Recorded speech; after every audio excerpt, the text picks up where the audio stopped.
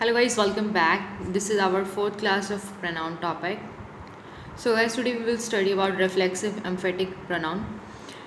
Reflexive and emphatic pronoun जो होते हैं वो किसी भी word के पीछे that is we will add suffix that is self and selves. Self is basically for singular and selves is basically for plural. Myself, yourself, ourselves, yourselves, himself, herself, itself and themselves. themselves भी guys एक word होता है. Basically लोग ऐसा सोचते हैं कि themselves एक कोई भी वर्ड नहीं होता, बट ये एग्जिस्ट करता है. Reflexive pronoun is basically used in case of objective case. It is not used in subjective case. Hindi में अर्थ होते हैं इनके स्वयं को, खुद को, अपने आप को. अगर मैं शीशे में देखूं और तस्वीर किसी और की हो तो ऐसा होता नहीं है. इस केस में वो प्यार नहीं, एक्चुअली गाइस शीशा टेढ़ा होता है. सो गाइस रिफ्लेक्शन के इस केस को पढ़ने के लिए बहुत मजाक हो गया. हम टू द पॉइंट बात करते हैं बिकॉज मुझे टाइम वेस्ट करना बिल्कुल पसंद नहीं है. मान लो आप मिरर में देख रहे हो and this your I is doing the work of looking और watching. So here I is doer and it's performing an action of watching and looking into the mirror, and the mirror bounces back the action to the doer. This thing is called reflection. जो हमारी आई होती है, जो image formation होती है वो retina में होती है. then the reflection of the image form behind the retina. So guys ये साइंस की टर्म है. आप इतना इसे रीड देखो कि जो ये बाउंसेस बैक होगा and it will be towards the doer. So reflexive pronoun जो भी यूज़ होगा वो अकॉर्डिंग टू द डूअर होगा. Like introduce yourself. कभी कभी हम बोलते हैं myself is Kiran. No, this thing is wrong. कभी भी सब्जेक्टिव केस में रिफ्लेक्सिव प्रोनाउन यूज़ नहीं होता है. रिफ्लेक्सिव प्रोनाउन हमेशा ऑब्जेक्टिव केस में यूज़ होता है. So the correct sentence is, or the correct starting is I am Kiran. Reflexive pronoun से कोई भी सेंटेंस स्टार्ट नहीं होता. रिफ्लेक्सिव प्रोनाउन मतलब my self, her self, it self से कोई सेंटेंस स्टार्ट नहीं होगा. वो हमेशा और हमेशा ऑब्जेक्टिव केस में यूज़ होगा. Like he killed a snake. अब यहाँ पे ही क्या है, सब्जेक्ट है. किल्ड क्या है, एक वर्ब है. अ snake. Snake is a direct object, क्योंकि हमें पता लग रहा है कि जो वर्ब को स्पेसिफाई करेगा ऑब्जेक्ट वो डायरेक्ट ऑब्जेक्ट होगा. उसने मारा क्या है, स्नेक को. That's why it's a direct object. Direct object हमें आंसर देता है क्या का. क्या. She gave me a pen. She gave me a pen. She gave me what, a pen. So here object two is the direct object which is compulsory to complete the sentence and me here is indirect object. Verb जिसको define करेगी वो direct object होगा. Gave देना, क्या दिया, pen. That's why it is direct object. He killed in the lawn. He killed in the lawn. He killed. क्या क्या उसने किल किया. अब यहाँ पे तो कुछ भी गिवन नहीं है. In the loan is indirect object. जब कभी भी हमें डायरेक्ट ऑब्जेक्ट गिवन नहीं होता तो हम लोग सब्जेक्ट के अकॉर्डिंग रिफ्लेक्सिव प्रोनाउन यूज़ करते हैं. यहाँ पे हिमसेल्फ कहना ठीक रहेगा. So the correct sentence is he killed himself in the loan. When direct object is not given, we use reflexive pronoun and which is according to the subject to complete the meaning of sentence. We use a reflexive pronoun when direct object is not given in the sentence to complete the meaning of the sentence. The following verbs are given by a reflexive pronoun which direct object is not required. मतलब कुछ हमारे पास ऐसी verb हैं जिनके बाद में हमें reflexive pronoun, जिनके बाद हमें रिफ्लेक्सिव प्रोनाउन की तो जरूरत होती है लेकिन direct object. The following verbs are followed by a reflexive pronoun. इन वर्ब्स के बाद रिफ्लेक्सिव प्रोनाउन आएगा जब डायरेक्ट ऑब्जेक्ट नहीं दिया होगा. Like enjoy, prepare, kill, introduce, adjust, adapt, reconcile, revenge, average, pride, acquit, avail, present, absent. He enjoyed the music in the party. He enjoyed what मतलब direct object. The music is direct object here. He enjoyed dash in the party. अब इसने ये तो लिखा है कि he enjoyed dash in the party, लेकिन क्या enjoy किया, कुछ भी डायरेक्ट ऑब्जेक्ट नहीं है. So we will use here a reflexive pronoun according to the subject. So the correct sentence is he enjoyed himself in the party. Reflection doer के according create होती है, इसीलिए रिफ्लेक्सिव प्रोनाउन सब्जेक्ट के according आएगा क्योंकि subject doer है। She absent herself from the class. Basically यहाँ पे लोग क्या करते हैं, इन लगा देते हैं, लेकिन इन नहीं, अगर वो क्लास में है तो एब्सेंट थोड़ी होगी। Then she absent herself from the class.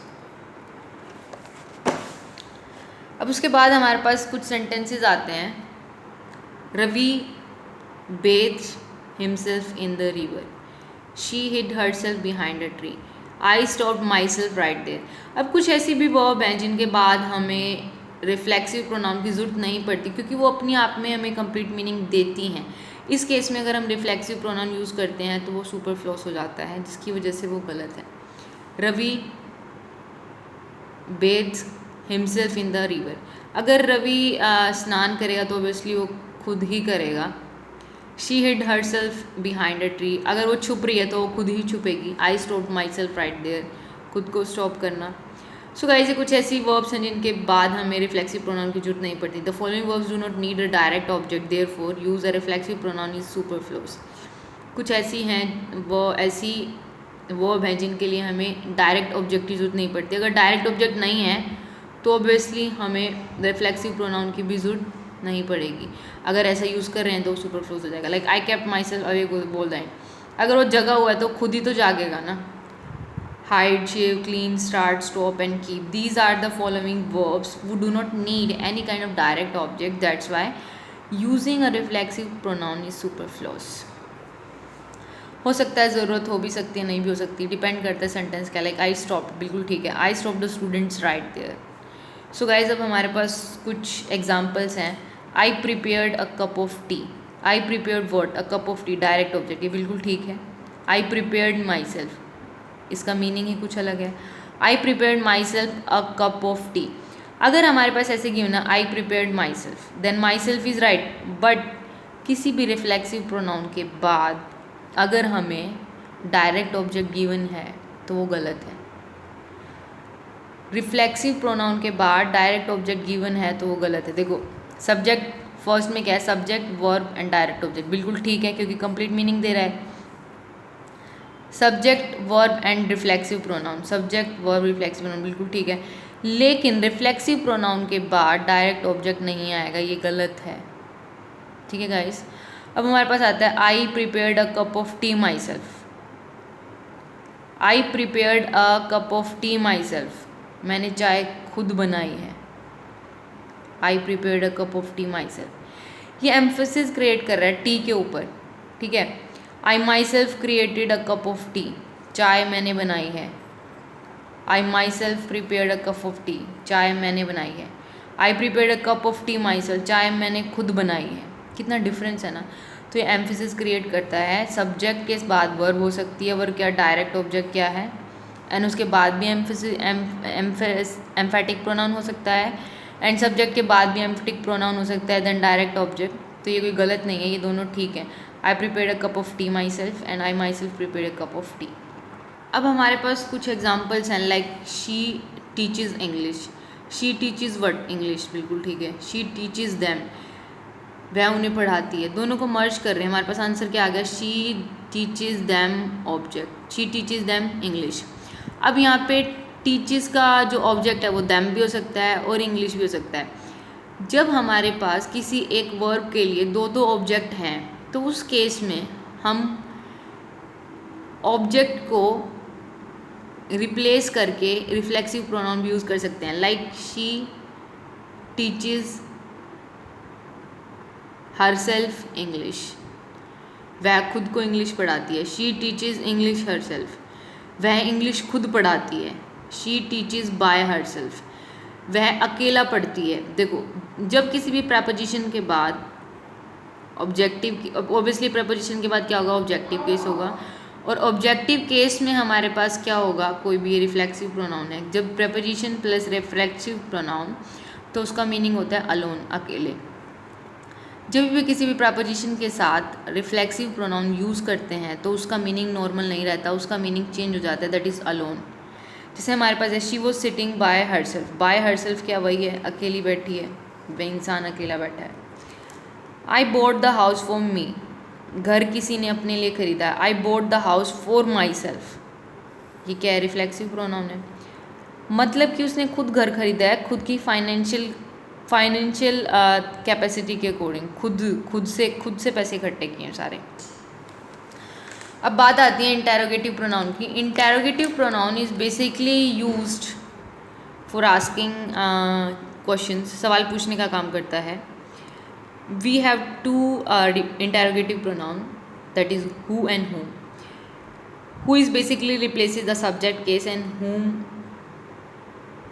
replace the objective case, replaces the name of person. Who killed Ravana? Rama killed Ravana. Here who replaces what? Subjective case. That's what I was telling about.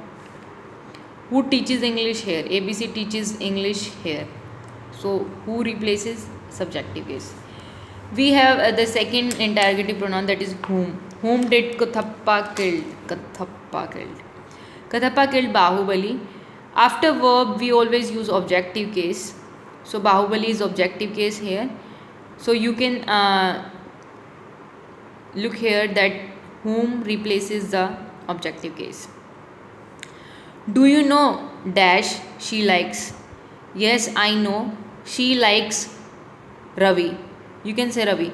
So here this thing replaces the objective case. So because it is replacing the objective case, we will use whom here. It was blank. Who is our national animal? If you are pointing out any animal, or you are pointing out any object, any animal, and pointing out something, it may be human being, then you have to use which interrogative pronoun, not who. So which is our national animal? Which of the following has been given 5 gold medals or 6 gold medals? We are having here Rahul Gandhi, Rakhi Sawant. We can also point out any living thing. So whenever we are performing any task of pointing out something, anything, it may be living, non-living, then we have to use the word which. It is only suitable. We will not use who. Which of the following has been given 6 gold medals? So guys, it was our 4th class of pronoun. Hope you guys enjoyed this class, and if you like this, please share it with your family, friends, and whoever preparing for government jobs. Don't forget to subscribe my channel, and don't forget to click the bell icon. Bye bye.